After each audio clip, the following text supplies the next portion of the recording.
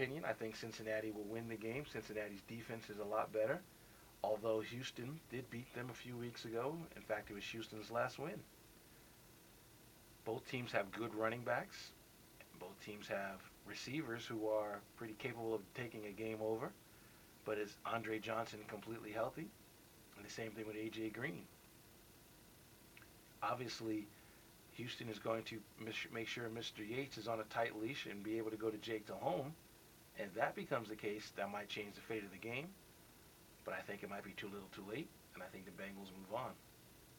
I think in the second game, the Saints against the Lions. What can you say about the Saints and Lions game? They played each other, I believe, like 3 or 4 weeks ago. And the Lions absolutely shot themselves in the foot throughout the game.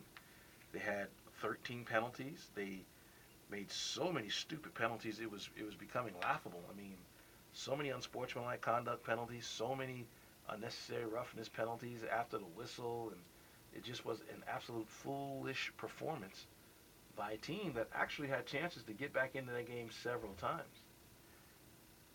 I think they're going to have to score at least 35 points tomorrow to win because you know at some point during the game, Drew Brees is going to figure something out.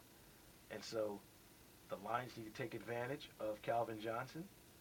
The Lions don't have a running game, which might hurt them. But the fact remains that they're capable of scoring with anyone. And most of us expect that this game is going to be high scoring. I think it's going to be a 41-34 win for the Saints. Saints winning the game in the fourth quarter. And the Lions gaining a tremendous amount of experience and being able to, be a team that perennially could be a playoff team. I mean, it's funny, we talk about this season, the way the season started. Everyone said the same thing about the Lions, that if Matthew Stafford stays healthy, who knows, the sky is the limit.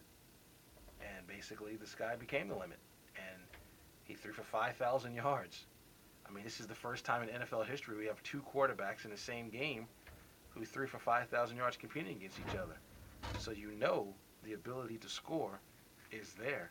Calvin Johnson caught for over 1,600 yards, and we always know that Drew Brees spreads the ball around to any and everyone if you're open. I mean, Jimmy Graham set the tight end record for yards, and then all of a sudden Gronkowski beat him a little bit later on in the day. But the fact of the matter remains, this game is going to be electric, to say the least. Then on Sunday, the New York Football Giants take on the Atlanta Falcons, and probably the second most anticipated game of the weekend. The Giants this year, have come up and down the roller coaster, the ladder, the hill, the mountain. I mean, they have essentially, if you have a pacemaker, you've probably had to recharge that battery several times. The Giants have been led these last few weeks by the play of Victor Cruz, UMass grad. I'm a UMass grad myself. He's come from out of nowhere. Essentially, he's made his name because of the performances he had in preseason games against the Jets. And he would not have been on the team if Dominic Hickson had not gotten hurt.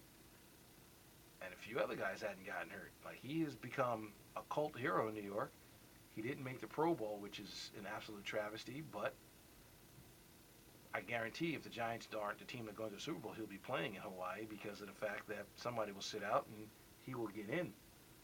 But the key to this game for the Giants is the one thing they haven't had all season long, which has been a running game.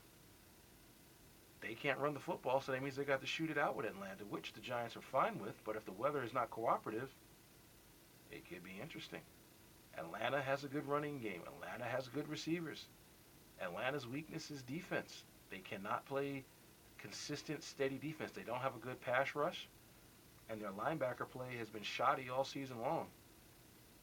But fortunately for them, they're not playing the '86 Giants or playing the Giants that went to the Super Bowl 2008 because of the fact that this Giant team just doesn't run the football well enough.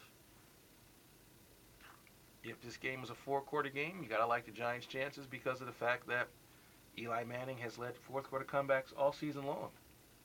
But if this game gets out of control in this offensive game, Atlanta's got a lot of weapons. I mean, Roddy White is tough. I just talked about Julio Jones. He's a freak.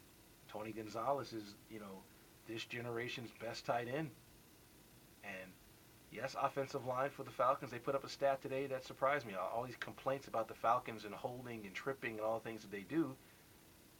They only had 22 penalties all season long, or 25 penalties all season long. That's impressive. That's less than 2 a game. The Giants are healthy at the right time. The D-line is healthy at the right time. They got a lot of interchangeable parts.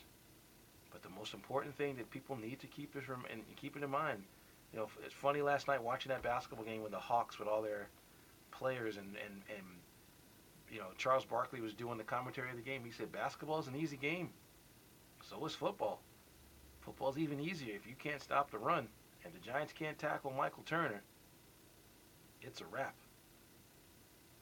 I think the Giants will win and move on.